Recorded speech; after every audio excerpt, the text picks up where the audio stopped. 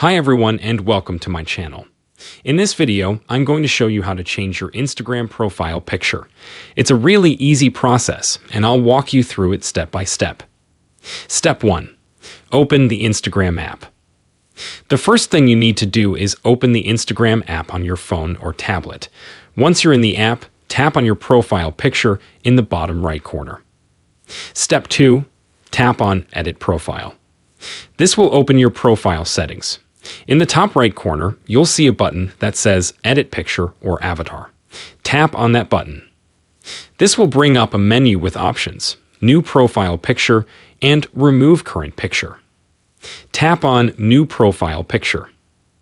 Step 3. Choose a photo from your gallery.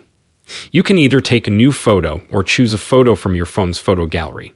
Once you've chosen a photo, tap on it to select it. Step 4. Crop and resize the photo. You can crop and resize the photo to fit your profile picture frame. Once you're happy with the crop, tap on Next. This will save your new profile picture. You'll see a confirmation message that says Profile Photo Updated. That's it. That's how you change your Instagram profile picture. I hope this video was helpful. If you have any questions, leave a comment below. Thanks for watching.